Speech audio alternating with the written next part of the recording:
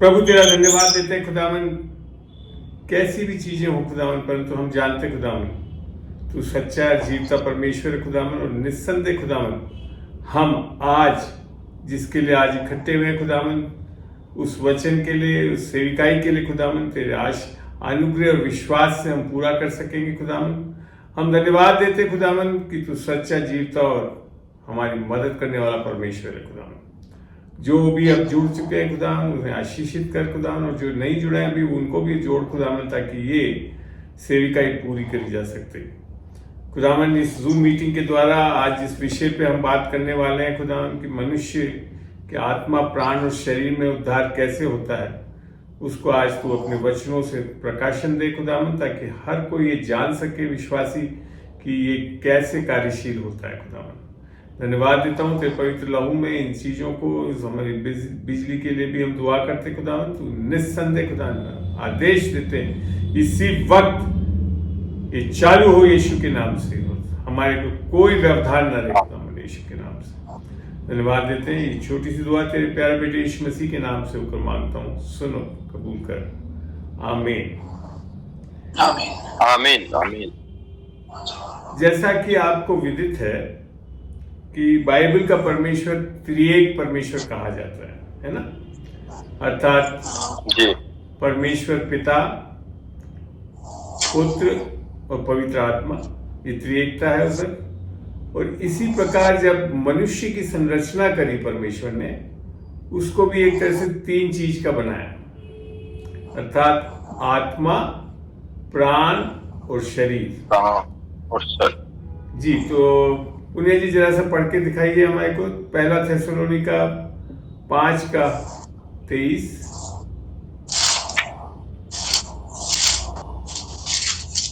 धीरे धीरे पढ़ना, ताकि बीच में अगर कुछ चीज बोलना चाहूं तो बता सकूं उसमें। पहला थेसलोनिका 5:23। जी। शांति का परमेश्वर जी आप ही तुम्हें पूरी रीति से पवित्र करें और तुम्हारी आत्मा और प्राण और देह हमारे प्रभु यीशु मसीह के आने तक पूरे पूरे और निर्दोष सुरक्षित रहे। तो यहाँ बड़ा स्पष्ट तुम्हारा बुलाने वाला कि हम किस चीज के बने हैं। तीन चीजें, हम हैं आत्मा, प्राण और शरीर के बने हैं, ठीक है। और फिर इसके अगले वाली आयत में बड़ा अच्छा लिखा है, पढ़ें। तुम्हारा बुलाने वाला सच्चा है और वह ऐसा ही करेगा।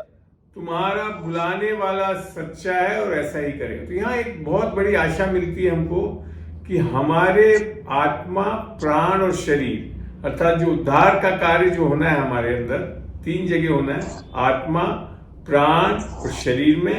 और उसके लिए भी करने वाला कौन है? उसको परमेश्वर स्वयं करने वाला है। इसको ये समझने के लिए सब एक बार और कुछ वचनों को देखते हैं, जिससे हमारे को पूरा क्लियर होगा कि हमारा उद्धार हमारे कार्यों के कारण नहीं हो सकता, जैसा धर्म सिखाती है। धर्म में यही मान्यता है कि हम जो कर्म करते हैं उसके आधार पे हमारा उद्धार होता है, मोक्ष होता है, जो भी अलग अलग तरीके से अन्य अन्य धर्मों में इस चीज को बताया गया है। मगर विशेषकर उद्धार जो आत्मा में है वो खाली एक जैसा ही है सब में। मोक्ष जो है हिंदू धर्म में और किसी भी धर्म में हो, तो वहां पे जब आत्मा परमात्मा से एक हो जाती है उसे उद्धार बोलते हैं, बाइबल में भी और धर्म में भी इसी चीज से, इसी प्रकार से ये होता है। करने का तरीका कहीं पे कर्म आधारित है, मगर बाइबल स्पष्ट बताती है कि हमारा उद्धार, ये इफ्सियों 2:8 पढ़ते हैं, 8 में पढ़े। जिनके माइक बंद करने के लिए दुनिया जी का एक घंटा का टाइम रखा जी, दुनिया जी पढ़े इफ्सियों 2:8।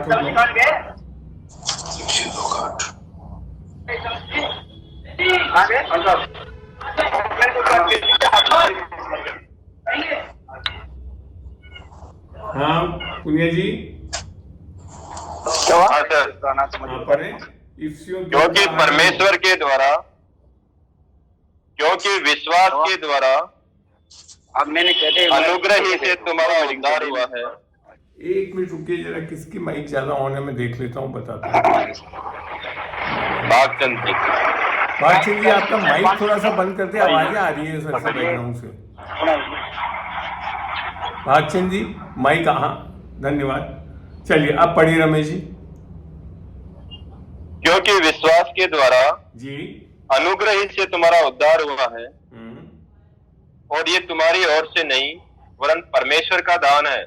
तो यहाँ पर स्पष्ट लिख रखा है कि हमारा उद्धार अनुग्रह और विश्वास से होता है, और ये दोनों भी तुम्हारी ओर से नहीं है, परमेश्वर का दान है। और आगे अगला 8वें आयत, और न कर्मों के कारण, ऐसा न हो कि कोई घमंड करे। तो यहाँ पूरा स्पष्ट बता दिया गया बाइबल में कि हमारा उद्धार केवल अनुग्रह और विश्वास से होता है, हमारे कर्मों के द्वारा हो नहीं सकता, ताकि कोई घमंड ना करे।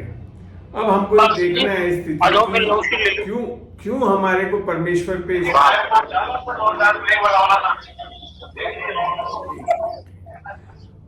मैं इसका निवेदन करूंगा, ये माइक्स को आप म्यूट कर दें। एक तो भागचंद जी अपने माइक को म्यूट करें।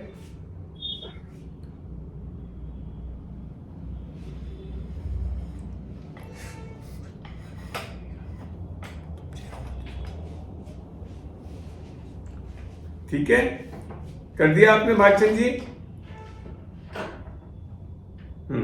तो पुनिया जी एक आयत खोलें, रोमियो 5 खोलें। वहां की चीजों को देखने से हमको समझ में आएगा क्यों हमको परमेश्वर पे ही निर्भर करना पड़ेगा, उसके अनुग्रह पे। रोमियो 5 का 6 से पढ़ना शुरू करें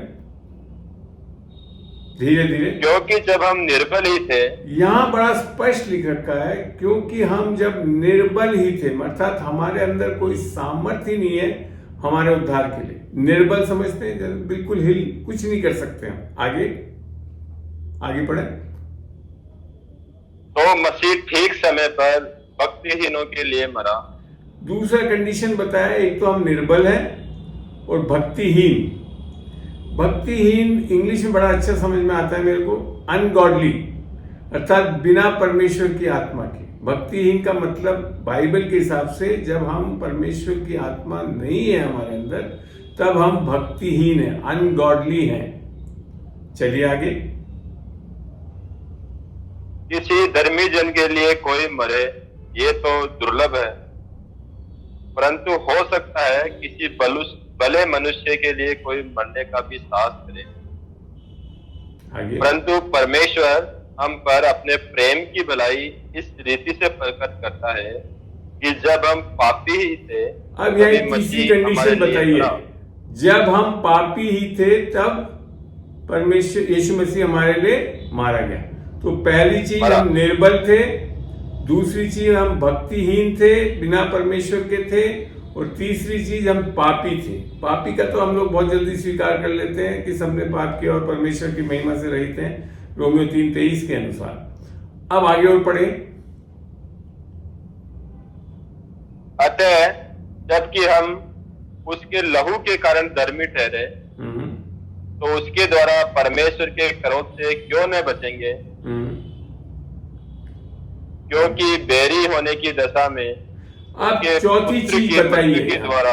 एक मिनट पुनिया जी, चौथी चीज बताइए, बैरी होने की दशा में, अर्थात हम दुश्मन थे। तो हमारी कंडीशन क्या है बिना उद्धार की? कि हम निर्बल हैं, हम भक्तिहीन हैं, अर्थात परमेश्वर के बिना हैं, और तीसरी चीज हम पापी हैं, और चौथी चीज हम दुश्मन हैं, बैरी हैं परमेश्वर के। मगर ये चीज को हम मानने के लिए तैयार नहीं होते, क्योंकि हम कहीं ना कहीं धर्म में चल के ये मानते हैं, क्योंकि हम चर्च जाते हैं, हम बाइबल पढ़ते हैं, फलाना करते हैं, तो हम ये सब चीज तो नहीं। हाँ, पापी जरूर हो सकते हैं हम, मगर ये नहीं है करते। तो ये किसी का फोन बज रहा है, थोड़ा सा बंद कर सकते हैं आप में से कोई? किसी का फोन बज रहा है जो इसमें आ रहा है। हेलो, चलिए। हेलो, हाँ आया। कोई बात नहीं, चलिए। तो ये जब तक आपकी समझ नहीं आएगी तो आपको उद्धार भी नहीं पाने के लिए आपका कोशिश मैंने तैयार नहीं हो पाएंगे। हर मनुष्य इस संसार में जब आया है तो इस कंडीशन में है, वो अपना उद्धार स्वयं नहीं कर सकता क्योंकि वो निर्बल है। दूसरा, वो भक्तिहीन है अर्थात परमेश्वर के बिना, उसकी आत्मा के बिना है। तीसरा, वो पापी है। और चौथा, वो परमेश्वर का बैरी है, दुश्मन है। आमीन। मगर प्रभु का धन्यवाद हो कि इस अवस्था में भी होने के रहते हुए हमारा उद्धार परमेश्वर करने के लिए तैयार है। आमीन। और वो कैसे कर रहा है? वो सबसे पहले जब हमने सीक्वेंस देखा था पहला थिस्सलुनीका 5:23 में, तो वहां लिखा था आत्मा, प्राण और शरीर में। मगर लोग बाग जब परमेश्वर यीशु मसीह के पास आते हैं वो उल्टा आते हैं। वो पहले शरीर के लिए आते हैं, कुछ हद तक अपने प्राणों के, अपनी इच्छा, अपने भावनाओं के लिए। आत्मा के लिए तो लोगों को पता ही नहीं कि आना बहुत जरूरी है। सबसे इंपॉर्टेंट है हमारी आत्मा। क्यों? क्योंकि मैं अगर ये कहूं कि मैं रत्ना स्वामी जो यहाँ बैठा हूं, ये वास्तव में जो शरीर है वो रत्ना स्वामी नहीं है। बाइबल के अनुसार परमेश्वर आत्मा है। परमेश्वर ने हमारे को अपने स्वरूप अर्थात आत्मा के स्वरूप में बनाया है। तो मेरी आत्मा वास्तव में रत्ना स्वामी है परमेश्वर के लिए। शरीर नहीं है, प्राण नहीं है, आत्मा है। तो सबसे पहले परमेश्वर ने यीशु मसीह को इसी के लिए भेजा ताकि हमारे आत्मा में उद्धार हो सके। आमीन।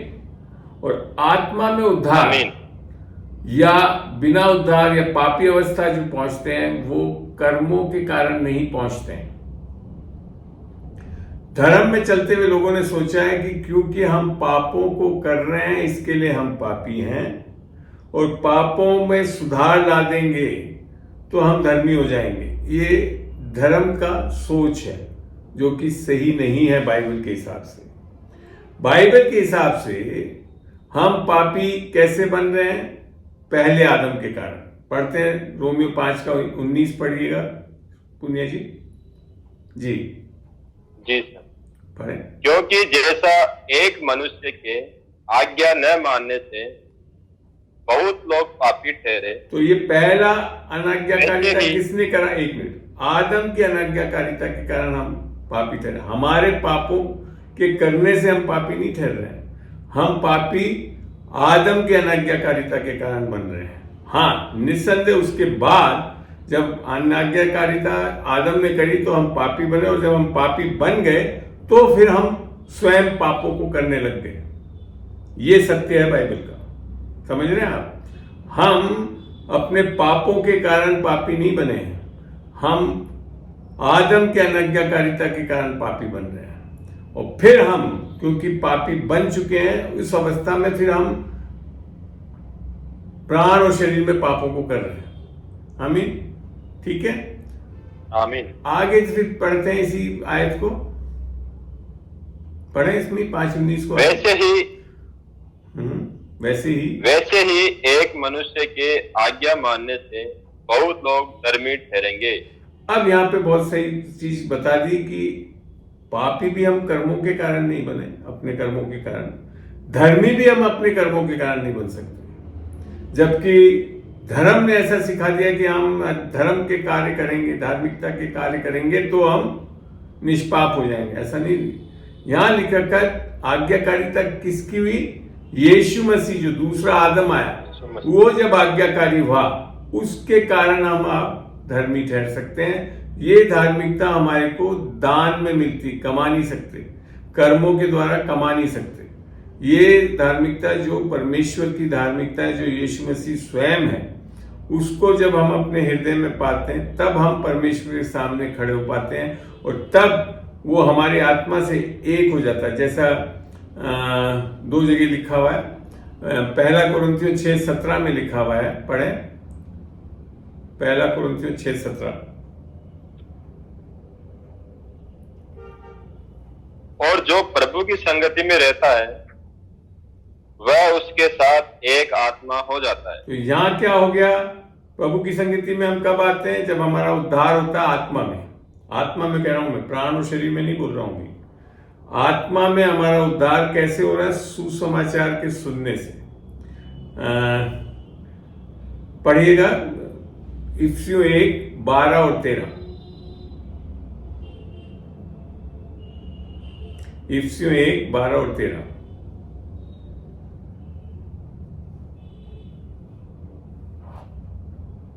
जी।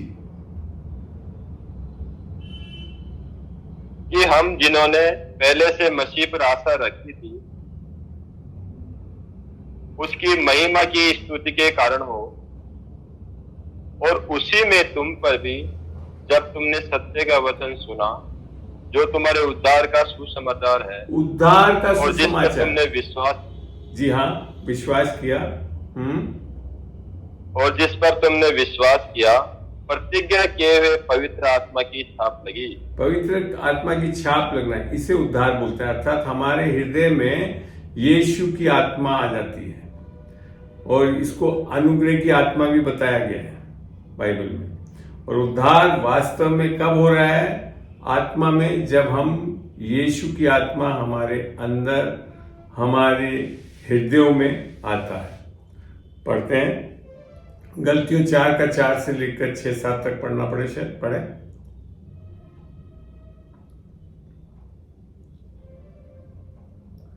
गलतियों 4 का 4 से 6-7, 4 से 7 तक। परंतु जब समय पूरा हुआ, जी पढ़े। तो परमेश्वर ने अपने पुत्र को भेजा, जी, जो स्त्री से जन्मा और व्यवस्था के अधीन उत्पन्न हुआ, ताकि व्यवस्था के अधीनों को मोल लेकर छुड़ा ले और हमको लेपालक होने का पद मिले। और तुम जो पुत्र हो, इसलिए परमेश्वर ने अपने पुत्र के आत्मा को, जो हे अब्बा और हे पिता कहकर पुकारता है, हमारे हृदयों में भेजा है। कहाँ भेजा है? हमारे हृदयों में। जब यीशु की आत्मा हमारे हृदयों में आती है, तब हम आत्मिक जन्म पाते हैं, अर्थात उद्धार पाते हैं आत्मा में। समझ में आ रही बात अपने को? अभी मैं प्राण और शरीर की बात नहीं कर रहा हूं, अभी केवल आत्मा में उद्धार कैसे हो रहा है हमारा, उसके बारे में बताता हूं। अर्थात सुसमाचार पे हम जब उसका विश्वास करते हैं, उसको अंगीकार करते हैं, तब, और सुसमाचार क्या है? कि यीशु मसीह हमारे पाप के लिए मारा गया, गाड़ा गया और तीसरे दिन जी उठा। ये सुसमाचार है। तो इसके ऊपर जब हम विश्वास करते हैं, अंगीकार करते हैं, तो अब हमारा उद्धार होता है, जैसा कि रोमियो 10:9 में बताया। पढ़ दें रोमियो 10:9 में। यदि तो अपने मुंह से, अब यहाँ देखिए, यीशु को प्रभु जानकर अंगीकार करे। एक मिनट यहाँ लिखा का यदि से शुरू है, अर्थात ये हमारे हाथ में है। उद्धार परमेश्वर जोरा मर्जी हमारे ऊपर नहीं डाल रहा है, हमारे को चुनना है कि हम लेना चाहते हैं। तो यहाँ लिखा का यदि तू यीशु को प्रभु जान के, जी पूरा पढ़े वापस। यदि तू अपने मुंह से यीशु को प्रभु जानकर अंगीकार करे और अपने मन से विश्वास करे कि परमेश्वर ने उसे मरे हुए में से जिलाया, तो तू निश्चय उद्धार पाएगा। निश्चय उद्धार पाया था सुसमाचार के बाद। आगे और 2 आयतें और पढ़ देना, 12 और 13। क्योंकि धार्मिकता के लिए मन से विश्वास किया जाता है। धार्मिकता माने परमेश्वर के साथ सही रिश्ता। एक मिनट, धार्मिकता माने परमेश्वर के साथ सही रिश्ता। वो किससे आ रहा है? विश्वास करने से। आगे पढ़े। क्योंकि पवित्र शास्त्र ये कहता है, जो कोई उस पर विश्वास करेगा वह लज्जित न होगा। नहीं, आप वापस 12 और 13 को पढ़े। रोमियो 10। क्योंकि जो कोई प्रभु का नाम लेगा वो उद्धार पाएगा। हाँ, और विश्वास करे उससे धार्मिकता आती। वो कौन सी आयत थी?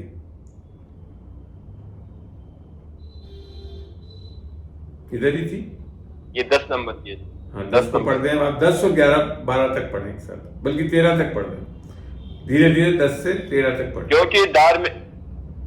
क्योंकि धार्मिकता के लिए मन से विश्वास किया जाता है और उद्धार के लिए मुंह से अंगीकार किया जाता है। जी, क्योंकि पवित्र शास्त्र ये कहता है, जो कोई उस पर विश्वास करेगा वह लज्जित न होगा। आमीन आमीन आमीन। अभी 2 मिनट मुझे दे आमीन, दीजिए। बिजली आ गई है तो मैं थोड़ा ये कंप्यूटर ऑन कर देता हूं ताकि आप लोग और अच्छी तरह समझ सकेंगे इस चीज को। 2 सेकंड दीजिए आप, 2 मिनट अब इंतजार कीजिए। Yes, thank you Jesus.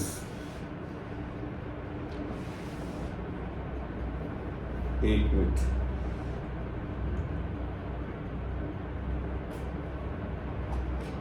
मैं बिजली थोड़ा ऑन कर लूं सारे। 2 मिनट का समय।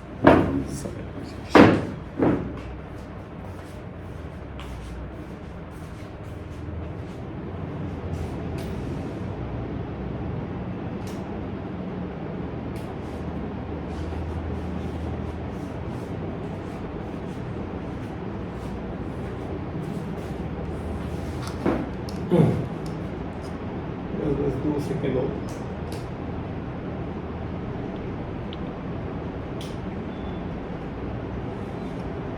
अब साफ दिखने लग गया मेरा चेहरा वेरा सब। Hello, yes sir.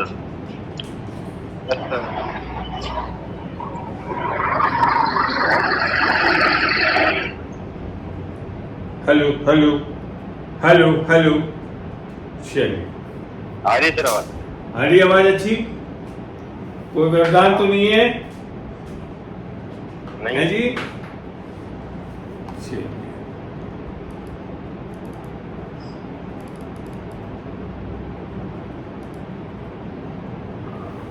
कहाँ पढ़ रहे थे? बिना 1 मिनट आप। रोमियो 10:9। कौन सा? हाँ, रोमियो 10:9।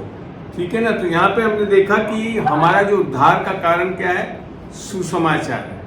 और आत्मा में जो उद्धार है वो क्या है? कि हमारे अंदर यीशु की आत्मा को आना है, तभी हम परमेश्वर के जन हो सकते हैं। पढ़ते हैं रोमियो का। अब मैं ही पढ़ दूंगा ताकि अच्छी तरह सब लोग सुन सके। रोमियो 8 का मैं 9 पढ़ रहा हूँ। वहां यूं लिखा है, परंतु जबकि परमेश्वर का आत्मा तुम में बसता है, अर्थात हमारे पहले है नहीं, एक बसावट होती है, वो है उद्धार होना, अर्थात बसना हमारे आत्मा में। किसका? परमेश्वर की आत्मा का। तो तुम शारीरिक दशा में नहीं परंतु आत्मिक दशा में होते हो। आत्मिक कब होते हैं? खाली मात्र बाइबल को पढ़ लेने से, या कोई विशेष वस्त्र पहन लेने से, या कुछ विशेष चीजें प्रार्थना वार्थना करने से नहीं हो रहे हैं। बाइबल बता रही जबकि परमेश्वर का आत्मा तुम में बसता है तो तुम शारीरिक दशा में नहीं परंतु आत्मिक दशा में हो। तो शारीरिक दशा में पहुंचाने वाला कौन था? आदम की अनाज्ञाकारिता से हम सब शारीरिक दशा में आ गए थे। आमीन, समझ रहे हैं बात? और परंतु आत्मिक दशा में हो। यदि किसी में मसीह का आत्मा नहीं तो वे उसका जन नहीं। तो उद्धार क्या है? विशेषकर आत्मा में मसीह का आत्मा आकर हमारी आत्मा में बसावट करना, और हम मसीह की आत्मा के साथ एक हो जाते हैं, जैसा हमने अभी पढ़ा 1 कुरिन्थियों 6:17 में। तो अब क्या है? परमेश्वर स्वयं आत्मा है, यूहन्ना 4:24 बताती है। यीशु मसीह प्रभु भी आत्मा है, जैसा 2 कुरिन्थियों 3:16-17 में लिखा हुआ है। तो जब परमेश्वर हमारी आत्मा को अब देखता है, जब उद्धार पाई हुई आत्मा को देखता है, तो वो हमारे को अर्थात रत्न स्वामी को नहीं देखता है, वो यीशु मसीह को देखता है उसके अंदर। इसके लिए मैं ग्रहण योग्य होता हूं परमेश्वर। तो उद्धार इसके लिए सबसे पहले आत्मा में होना बहुत जरूरी है। ठीक है, समझ में आया? चलिए अब देखते हैं, एक और जगह से आयत से देखते हैं। हम लेकर चल रहा हूं मैं आपको 2 कुरिन्थियों, और आप नोट करते जाइए इन चीजों को और अध्ययन करिएगा, आपको बहुत प्यारा प्रकाशन मिलेगा। 2 कुरिन्थियों 5:17 पढ़ो। यहां लिख रखा है, इसलिए यदि कोई मसीह में है तो, माने हर कोई नहीं है, तो लिख रखा है, माने जब कोई आता है तो वह नई सृष्टि है। देखिए, परमेश्वर हमारी आत्मा में कोई रिपेयर का काम नहीं करता है कि थोड़ा पुताई ये कर दिया ऐसे। वो वहां पे क्या कर रहा है, एक नई सृष्टि बना रहा है। अर्थात रत्ना स्वामी जो है जब उद्धार पाता है तो वो एक नई सृष्टि हो गई है। और लिखा का पुरानी बातें बीत गई है, देखो वे सब नई हो गई है। आत्मा में जो उद्धार होता है परमेश्वर के द्वारा नया जन्म होने के कारण, आत्मा पाने के कारण, उससे क्या हो जाता है, सब चीज नई हो जाती है। हम एक तरह से बिल्कुल एक नई सृष्टि बन गए हैं। और फिर अगली आयत इसको और बताती है कि और सब बातें जो भी नई हो गई हैं हमारी, सब बातें परमेश्वर की ओर से, मेरी ओर से मैं नहीं कर सकता था। मैं तो निर्बल था, पापी था, भक्तिहीन था और साथ में बैरी था। मगर अब क्या कर दिया परमेश्वर ने, सब बातें परमेश्वर की ओर से, जिसने मसीह के द्वारा, किसके द्वारा, हमारे कार्यों के द्वारा नहीं, मसीह के द्वारा अपने साथ हमारा मेल मिलाप कर लिया और मेल मिलाप की सेवा हमने सौंपी। तो हम आत्मा में उद्धार पाते क्या हो जाते हैं, बिल्कुल एक नई सृष्टि है। इसको और एक जगह से भी देखते हैं, हम इफिसियों में चलते हैं 4 में, इफिसियों का 4 देखते हैं। तो इन चीजों को समझ जाएंगे आप तो आप बहुत आसानी से परमेश्वर के लिए, परमेश्वर की बातों को समझ जाएंगे।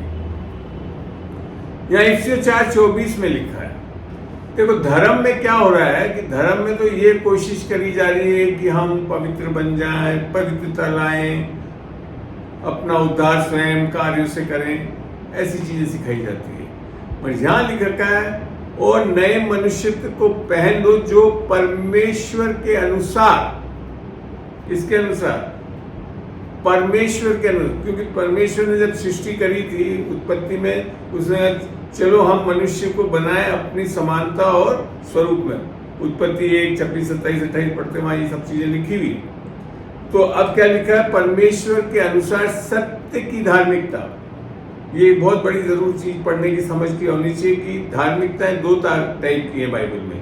एक तो ये सत्य की धार्मिकता जो कि दान है, और एक है स्वयं की धार्मिकता जो कि हम स्वयं उत्पन्न करते हैं, हमारी ओर से, हमारी ओर से होता है। वो वास्तव में धार्मिकता नहीं है परमेश्वर की। तो यहाँ लिख रखा अनुसार सत्य की धार्मिकता और पवित्रता। पवित्रता भी एक तो मनुष्य जो धर्म में चलता है स्वयं अपने आप को पवित्र करने की कोशिश करता है, और यहाँ लिख रखा है सत्य की धार्मिकता और पवित्रता में सृजा गया है। सृजना आपका काम नहीं है, सृष्टिकर्ता का काम है, अर्थात परमेश्वर का काम। इसी के लिए थेसलोनिका में लिखा का शांति का परमेश्वर आप ही तुम्हें पूरी रीति से आत्मा, प्राण और शरीर में निर्दोष सृजे, नया कर दे हमें। तो अब समझ में आ रहा है कि उद्धार जो आत्मा में है वो संपूर्ण रीति से, पूर्णतः परमेश्वर के द्वारा कार्य है। वो हमको नया बनाता है, बिल्कुल। और खाली नया ही नहीं बना रहा है, उसमें बहुत चीजें आ रही हैं। देखते हैं एक चीज, पहला कुरिन्थियों और 1:30 में चल के पढ़ते हैं हम। पहला कुरिन्थियों 1:30 यहां लिख रखा है, परंतु उसी की ओर से, किसकी ओर से, अर्थात परमेश्वर पिता की ओर से तुम मसीह यीशु में हो। ध्यान करिए, पहला थेसलोनिका 5, शांति का परमेश्वर आप ही तुम्हें, तो यहाँ पे भी वही चीज लिखी है, परंतु उसी की ओर से तुम मसीह यीशु में हो, जो परमेश्वर की ओर से हमारे लिए, किसके लिए, हम लोग के लिए जो निर्बल थे, जो पापी थे, जो भक्तहीन थे, जो बैरी थे, हमारे लिए ज्ञान ठहरा, धार्मिकता और पवित्रता और छुटकारा। ये सब कौन कर रहा है? निस्संदेह हम जब आदम में कारण पापी बने तो हम खाली पापी यूं ही नहीं बने, एक दूसरी आत्मा ने हमारे ऊपर कब्जा कर लिया। इफिसियों 1:2-3 पढ़ेंगे तो वहां स्पष्ट लिखा है, और उसके कारण हम बहुत जल्दी पाप करने लगते हैं। तो उससे छुटकारा मिलता है शैतानी ताकत से। पवित्रता एक दान में मिलती है हमको, हम कमाते नहीं, हम करके नहीं पवित्र बनते, परमेश्वर हमारे को दान में दे रहा है, जैसे अभी हमने इफिसियों में पढ़ा। और धार्मिकता अर्थात एक रिश्ता परमेश्वर के साथ जो दिया जा रहा है वो भी एक दान है जो विश्वास से है यीशु मसीह के। इसको बोलते हैं विश्वास की धार्मिकता, जैसा कि फिलिपियों 3:9 में पढ़ोगे तो आपको मिलेगा। और ज्ञान मिल रहा है हमको। ज्ञान वो ऐसा नहीं कि संसारिक ज्ञान, ज्ञान वो जो ज्ञान जिससे परमेश्वर ने इस पूरे सृष्टि की संरचना की, वो बुद्धि आपके अंदर परमेश्वर दे रहा है, आपकी आत्मा में आ रही है। आमीन। तब वास्तव में हमारा सही उद्धार हुआ है। अन्यथा हम अपने बल से, अपनी सामर्थ्य, अपने ज्ञान, अपनी बुद्धि, अपनी पवित्रता से उद्धार नहीं पा सकते। ये सब चीज दान में। जब भी तो यीशु मसीह के लिए रोमियो 8:32 में क्या लिखा है देखते हैं। रोमियो 8:32 खोल रहा हूं। रोमियो 8:32 जी, वहां यूं लिखा है, जिसने अपने निज पुत्र को भी ना रख छोड़ा परंतु उसे हम सब के लिए दे दिया, वह उसके साथ हमें और सब कुछ क्यों न देगा। ये आपकी एक तरह से लोग इसको इस तरह से भी एनालाइज कर लेते हैं कि भौतिक चीज की, आज सुबह मेरे को डबल रोटी मिल गई फला। नहीं, अक्सर आप देखेंगे आप रोजमर्रा के चीजों को खरीद रहे हैं, पर ये वो चीज है जो आप अपने बल से, अपनी सामर्थ्य से, आपके धन से खरीद नहीं सकते। ये सब दान में मिल रहा है, जैसा भी हमने पढ़ा 1 कुरिन्थियों 1:30 में, जो यीशु मसीह स्वयं है। हमारी बुद्धि, हमारा ज्ञान, हमारे धार्मिकता, हमारा छुटकारा, हमारा पवित्रता, ये सब कुछ हमको दिया जाता है उद्धार में, आत्मा के उद्धार में। और इस चीज से हमारे अंदर अब आत्मा में क्या हो गई हमारी स्थिति, हम सब आशीष पा चुके हैं। पाएंगे भी नहीं लिख रखा है। बाइबल को पढ़ोगे तो आपको बिल्कुल अलग चीज दिखती है, जो कि अक्सर हम धर्म में चलने वाले लोग आशीष को लेने की कोशिश कर रहे हैं। जबकि यहाँ क्या लिख रखा है, हमारे इफ्सियों 1:3 पढ़ रहा हूं मैं, हमारे परमेश्वर और प्रभु यीशु मसीह के पिता का धन्यवाद हो कि उसने हमें मसीह में स्वर्गीय स्थानों से सब प्रकार की, एक दो नहीं, सब प्रकार की आत्मिक आशीष दी। तो ये कहाँ है हमारे अंदर, हमारी आत्मा में, जिसमें आत्मिक उद्धार हुआ है, वहां है। प्राण और शरीर में नहीं दिख जाता एक मिनट। आमीन। इसको समझिए, उद्धार जो है सबसे पहले कहाँ प्रकट होता है, हमारे आत्मा में होता है। साथ में क्या क्या मिल रहा है। हेलो, कुछ पूछ रहा है कोई, कुछ पूछना चाहता है? चलिए, तो सारी आशीषें मिल चुकी है। अब हमको आशीष वास्तव में सब दे चुका है परमेश्वर। आत्मिक जगत में हमारी आत्मा भी है, इसके लिए हमारी आत्मा में सारे स्वर्ग की आशीषें हमारे अंदर है, अर्थात चंगाई, बुद्धि, ज्ञान, उन्नति, सब है हमारे अंदर। पर तब भी ये हमारे प्राण और शरीर में अभी भी कई बार प्रकट नहीं होता, जिसको आगे चल के मैं समझाना चाहूंगा। ठीक है, वहां पे उद्धार कैसे हो रहा है हमारा। तो यहां तक समझ में आया कि आत्मा में जो उद्धार है, उससे क्या हो जाता है, हम परमेश्वर की मूल स्वरूप में जैसे बनाया था हमको, आदम और हव्वा को, उस स्वरूप में हम सृज दिए गए हैं। नया जन्म हो गया हमारा। आमीन। और इसीलिए परमेश्वर यीशु मसीह ने यूहन्ना 3 में बोला, जब तक तुम आत्मा और जल से ना जन्मोगे, अर्थात जब तक तुम्हारी आत्मिक जन्म नहीं होगा, तो परमेश्वर के राज्य में दाखिल भी नहीं हो सकते। और वहां वो जल जो है, वो पानी का बपतिस्मा नहीं है, वो आपका शारीरिक जन्म है, जैसा कि पढ़ के भी देख सकते हैं। यूहन्ना 3 में चलते हैं, जिसको लोग कंफ्यूज कर लेते हैं। मैं पानी के बपतिस्मे के विरुद्ध में नहीं हूं, मगर वहां जहां लिखा गया है, वहां ये बड़ा स्पष्ट है। यीशु उत्तर दे रहा है, मैं तुझसे सच यूहन्ना 3:5 से पढ़ रहा हूं, जब तक कोई मनुष्य जल और आत्मा से ना जन्मे, तो वह परमेश्वर के राज्य में प्रवेश नहीं कर सकता।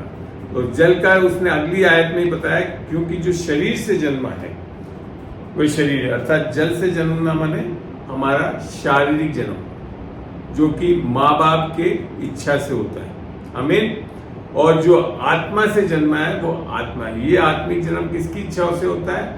परमेश्वर की इच्छा से होता है, ये आपकी इच्छा से नहीं होता। इसको भी देखते हैं हम, तब और अच्छी तरह समझ में आएगा। यूहन्ना 1 में चलते हैं हम। यूहन्ना 1 में, अर्थात सुसमाचार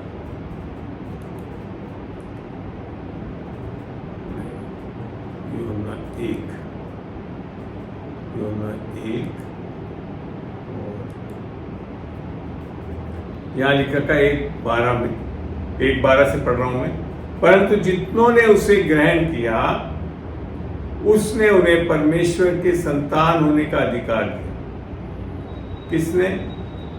उसने, अर्थात परमेश्वर ने उन्हें संतान होने का अधिकार दिया, अर्थात उन्हें जो उसके नाम पर विश्वास रखते हैं। वे ना तो लहू से ना शरीर की इच्छा से, ये तो कौन सी जन्म हुआ? शारीरिक जन्म, जो कि हमारे माँ बाप के कारण होता है, मनुष्य की इच्छा से होता है, परंतु परमेश्वर से उत्पन्न हुए। यहां फर्क आता है। आत्मिक जन्म आप नहीं कर सकते या कोई आपका सगा संबंधी नहीं कर सकता, उसके लिए किससे होना है? परमेश्वर की आत्मा से। और ये सारी आयतें अभी जो मैंने बताई वो इसी की ओर प्रदर्शित करती है कि हमारा उद्धार जो आत्मा में होता है वो परमेश्वर की आत्मा से होता है। और बहुत जगह बाइबल में लिख रखा है जिससे आप ये जान सकते हैं, आप इसका जरूर अध्ययन करें। तो यहाँ मेरे ख्याल से अब आपको स्पष्ट हुआ कि हमारा जो उद्धार है वो उससे हम कैसे हो जाते हैं? यीशु मसीह जैसे हमारी आत्मा हो जाती है, प्राण और शरीर नहीं भी है। इसको और भी देखते हैं। पहला यूहन्ना में चलते हैं हम, पहला यूहन्ना 4 पत्री, पहला यूहन्ना 4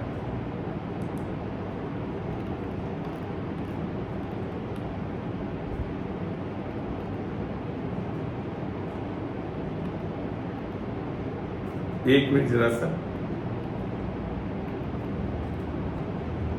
4:17 यूं बता रहा है, पहला यूहन्ना 4:17, इसी से प्रेम हम में सिद्ध हुआ कि हमें न्याय के दिन साहस हो, क्योंकि जैसा वह है, अर्थात यीशु मसीह जैसा है, वैसे ही संसार में हम भी, इस संसार में जिसने उद्धार पा लिया है, नया जन्म पा लिया, तो इस संसार में ही जैसा यीशु मसीह, अर्थात आत्मा में कैसा है, जैसा यीशु मसीह है वैसे ही हम हो गए।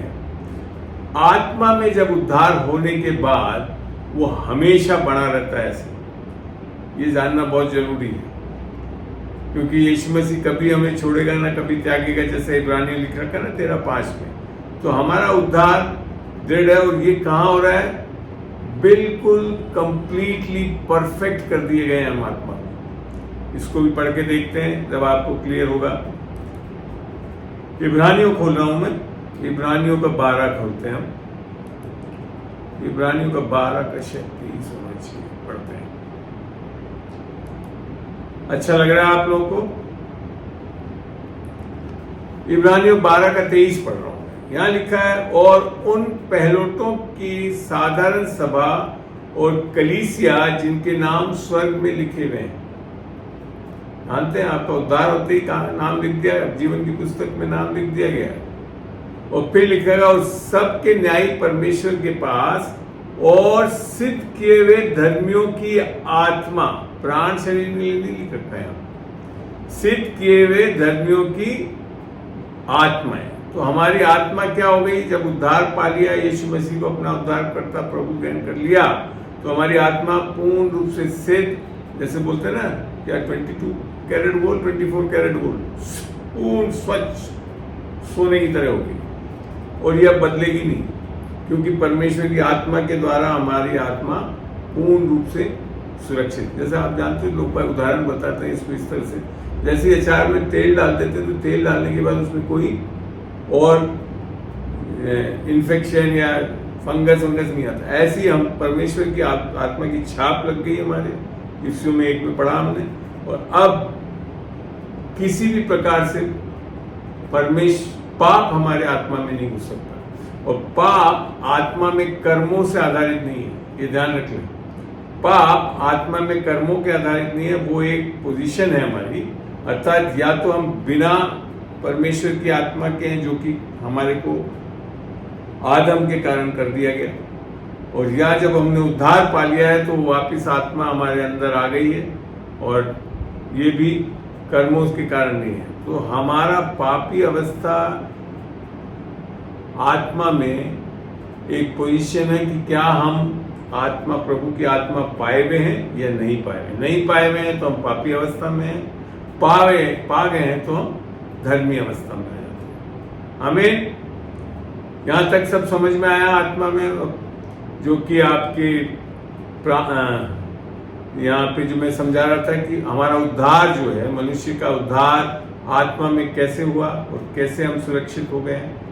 और ये आत्मा अब कहाँ जाकर मिलेगी? सीधा परमेश्वर के सामने, जब हमारे यीशु मसीह के पास हम चले जाएंगे। जैसे हमारी यहाँ मृत्यु होती है तो हमारी आत्मा कहाँ चली जाती है? सीधा यीशु मसीह के पास। आमीन। जैसा पौलुस भी बोलते हैं ना, absent from body and present before the Lord. इस शरीर से हम निकल के सीधा परमेश्वर के सामने उपस्थित किए जाते हैं। आमीन। यहाँ तक क्लियर? कोई सवाल इस पे? कोई भी सवाल आप इसमें पूछना चाहते हो या कोई डाउट हो आपको, कैसे हुआ ये?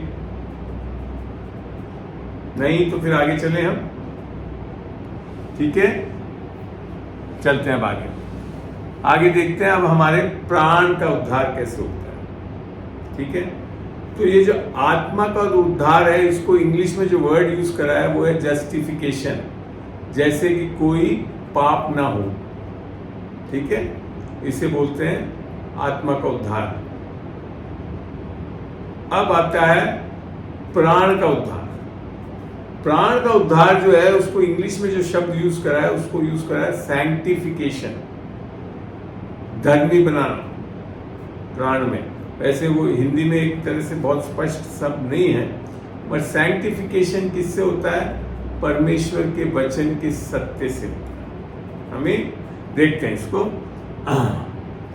यूहन्ना 17 में मैं जा रहा हूं, सुसमाचार यूहन्ना का 17 पढ़ते हैं।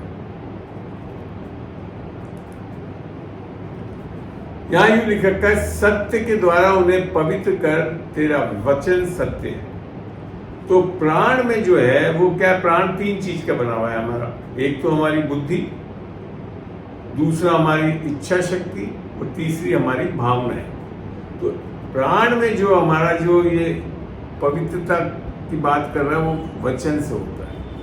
और उसके लिए परमेश्वर का वचन हमारे को रोमियो में चलते हैं तो वहां बताता है।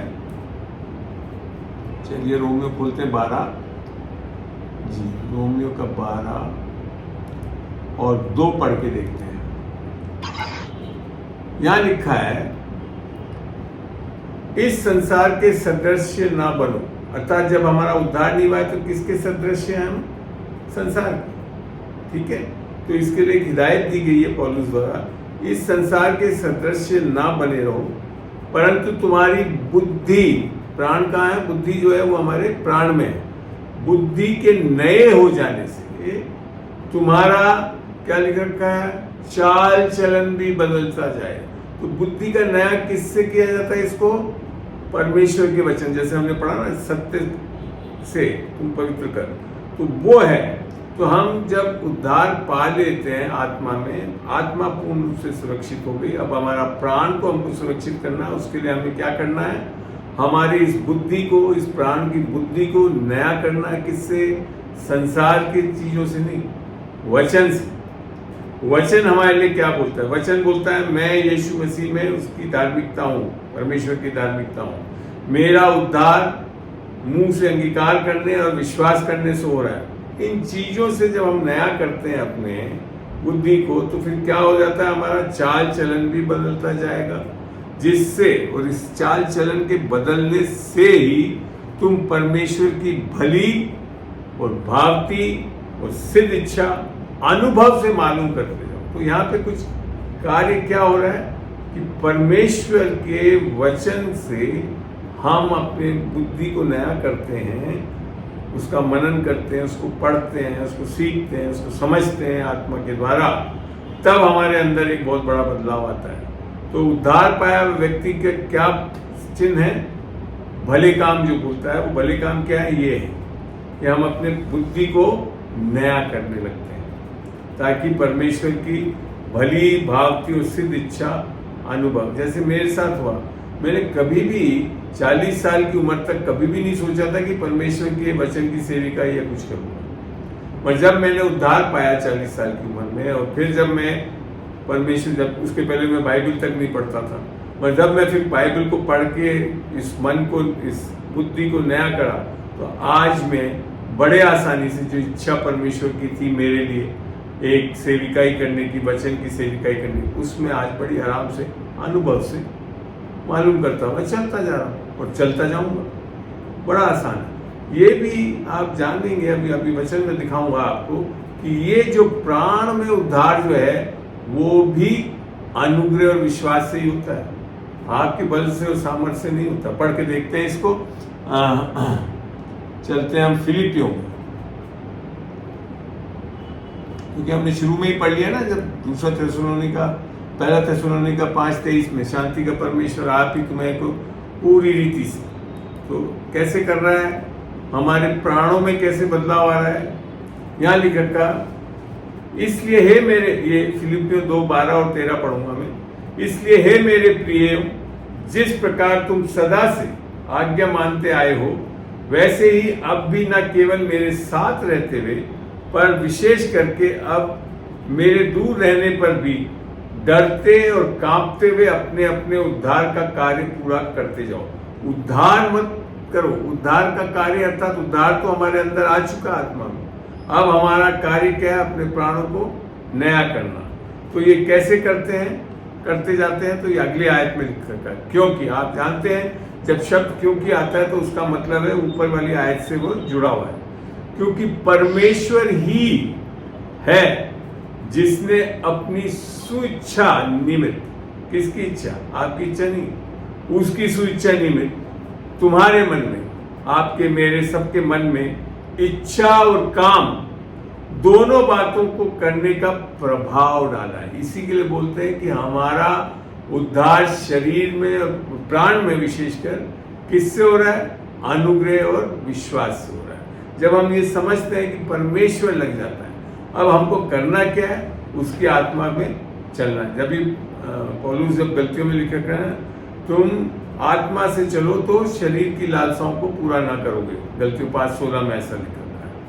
तो आत्मा में चलना है। इसको ये क्या है कि जब परमेश्वर हमारा उद्धार कर देता है तो परमेश्वर की आत्मा, यीशु की आत्मा हमारे अंदर है, अब वो आत्मा हमको चलाना चाहती है। इसी के लिए रोमियो 8:14 में लिखा है, रोमियो 8:14 में जब हम पढ़ते हैं, इसमें वापस आएंगे एक बार। रोमियो 8:14 में क्या लिख रखा है,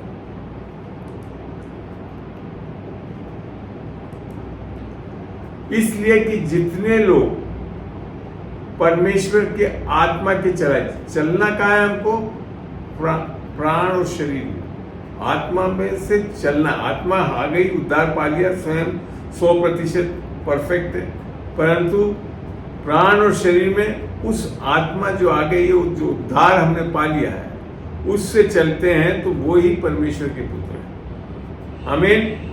आगे देखते हैं।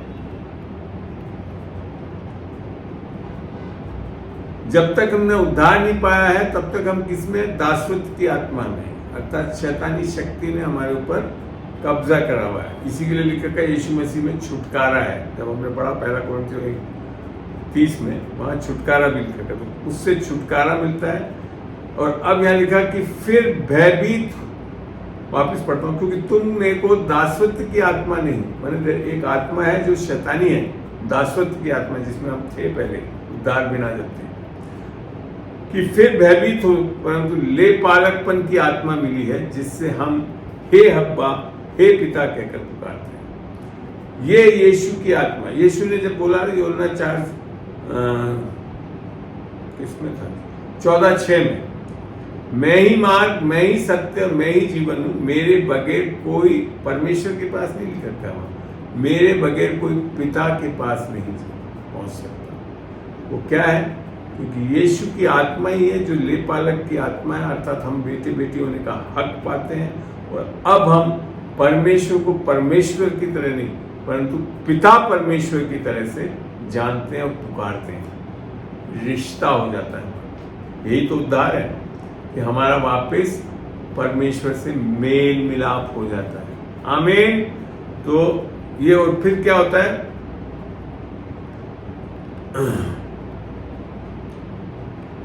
तो जब आपका ये प्राण में उद्धार भी किससे हो रहा है, परमेश्वर के अनुग्रह और विश्वास से। इस चीज को पौलुस ने बहुत अच्छी तरह समझाया था, जब हम पढ़ते हैं इसको देखते हैं कोलोसियों में। आमीन। आशा करता हूं आप लोगों को अच्छा लग रहा होगा। कोलोसियों 2। इसलिए जैसा तुमने मसीह यीशु को प्रभु करके ग्रहण कर लिया, अर्थात अनुग्रह और विश्वास, वैसे ही जैसे ग्रहण कर अर्थात वैसे ही अर्थात अनुग्रह और विश्वास ही से उसी में चलते रहो।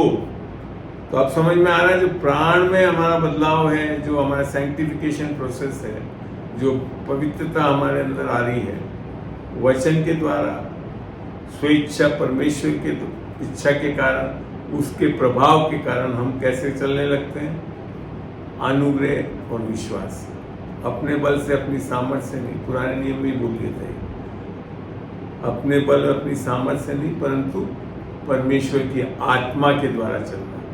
आमीन। तो ये चीजें हैं जिससे कारण हम अब प्राण में हमारा उद्धार कब पूरा होता है, हम जैसे जैसे नया करते जाते हैं इस मन को, और ये एक दिन में नहीं होता। आत्मा का उद्धार एक पल में, जिस दिन आपने यीशु मसीह को ग्रहण करा, उसी वक्त संपूर्ण रीति से पूर्ण कर दिया जाता है परमेश्वर को। मगर प्राण में एक प्रोसेस है, इसको बोलते हैं मैच्योरिटी भी होती है, अर्थात परिपक्वता आती है। और वो कैसे आती है, वचन में जितना हम परमेश्वर की धार्मिकता का वचन, अर्थात जो दान हमको मिल रहा है उसको लेते हैं, तब हम परिपक्व हो जाते हैं उद्धार में। किसमें? प्राण। आमीन। सही। इसमें अगर कोई सवाल या कुछ हो तो पूछें, नहीं तो आगे बढ़ूं मैं। अच्छा लग रहा है आज मनुष्य में कैसे उद्धार पूरा हो रहा है, वो भी अनुग्रह और विश्वास है। आखिरी चीज रहती है हमारे शरीर, ठीक है ना। तो शरीर के लिए हम देखते हैं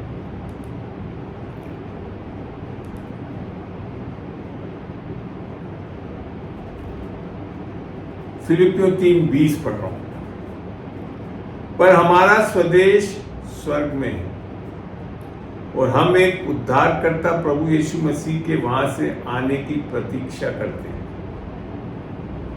और फिर आगे लिखा है, अर्थात ये जब यीशु मसीह बादलों में आकर हमको ले जाने वाला है, रैप्चर जो बोलते हैं इंग्लिश में, जबकि वो शब्द नहीं है, मगर परमेश्वर के द्वारा कलीसिया जो उसकी है उसको बादलों में आएगा, धरती पर नहीं उतरेगा, बादलों में आकर उस अपनी कलीसिया को अपने साथ ले जा रहा है। अभी आगे वचन को देखेंगे, पता भी पड़ेगा। वह अपनी शक्ति के उस प्रभाव के अनुसार जिसके द्वारा वह सब वस्तुओं को अपने वश में कर सकता है, हमारी दीनहीन देह शरीर का रूप बदलकर अपनी महिमा की देह के अनुकूल बना देगा। कौन कर रहा है? हम कर पा रहे हैं अपने शरीर? नहीं, परमेश्वर स्वयं कर रहा है उसकी आत्मा के द्वारा। ये आपका शरीर का उद्धार पूरा होगा। तो सबसे पहले मनुष्य की आत्मा का उद्धार होना चाहिए, फिर प्राण का नया हो जाना चाहिए, उद्धार होना चाहिए, और फिर शरीर का उद्धार होगा। अभी हुआ नहीं, होगा। कब? जब यीशु मसीह अपनी कलीसिया को लेने आएगा। इसके बारे में पढ़ते हैं और भी।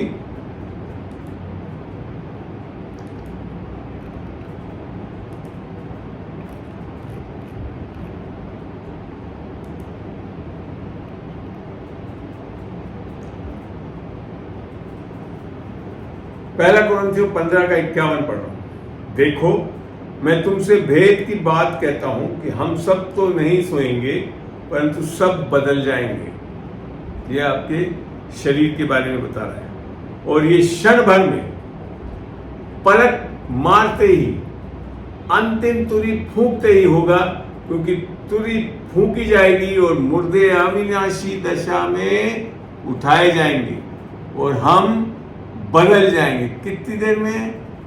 पलक झपकते हुए। वास्तव में बता दूं, आपका आत्मिक उद्धार और शारीरिक उद्धार क्षण भर में हो जाता है। प्राण को आपको किस तरह से नया करते? जितनी आपकी बुद्धि इस वचन से नहीं हो जाएगी, इस विश्वास में चलने वाले होंगे, तो आपका सैंक्टिफिकेशन होगा। यहाँ लिखा था, क्योंकि अवश्य है कि वे नाशवान देह अविनाशी को पहन ले और ये मरणहार देह अमरता को पहन ले। ये आपका शरीर का उद्धार है, अमरता आ जाएगी।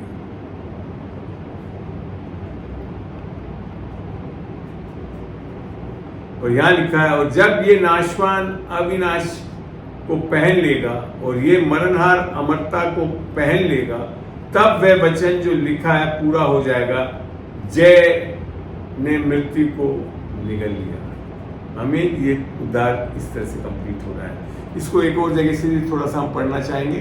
पहला थिस्सलुनीका 4 में चलते हैं हम।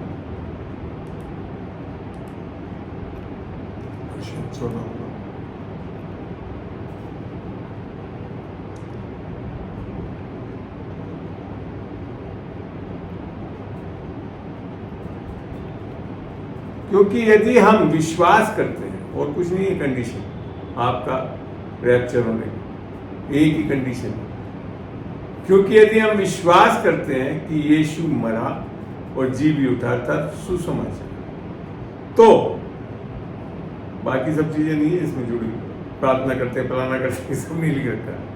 क्योंकि यदि हम विश्वास करते हैं कि यीशु मरा और जी भी उठा, तो वैसे ही परमेश्वर उन्हें भी जो यीशु में सो गए हैं उसी के साथ ले आएगा।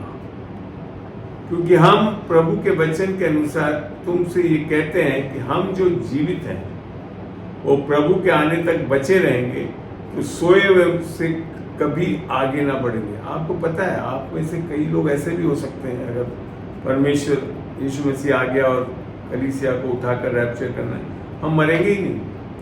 लोग बाग खाली ये मानते हैं कि एक तो एलाइजा नहीं मरा, और एक शायद बोलते हैं मूसा के बारे में लिखता है, और एक इनॉक के बारे में बड़ा स्पष्ट लिखा है, वो उठा लिया गया था। और वास्तव में हम में से भी कोई लोग जो उस टाइम जिंदा रहेंगे और यीशु मसीह का आना होगा और कलीसिया को ले जाएगा, रैप्चर होगा, तो कई लोग जिंदा ही रहेंगे उस टाइम में।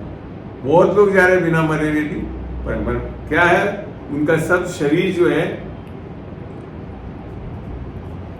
लिखा है, क्योंकि प्रभु आप ही स्वर्ग से उतरेगा, उस समय ललकार और प्रधान दूत का शब्द सुनाई देगा और परमेश्वर की तुरही फूंकी जाएगी, और जो मसीह में मरे हैं वो पहले जी उठेंगे।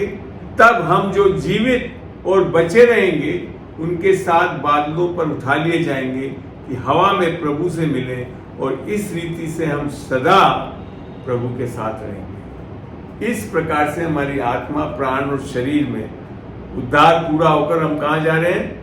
हमेशा हमेशा के लिए यीशु मसीह के साथ रहने के लिए। और इस बातों के लिए बोलता है, इसलिए इन बातों को एक दूसरे को शांति दिया करो। जब भी अब अशांत हो जा रहा हो ना, तो इन चीज़ों को याद करो। अरे तो कुछ नहीं है यहाँ की जो दर्द और पीड़ा है, हमारे को जो अभी महिमा मिलने वाली है, हमारे शरीर यीशु मसीह की जैसे शरीर था वैसे बनने वाला है, निर्दोष, निष्कलंक, आमीन, निरोगी, आमीन, ऐसा होने वाला है।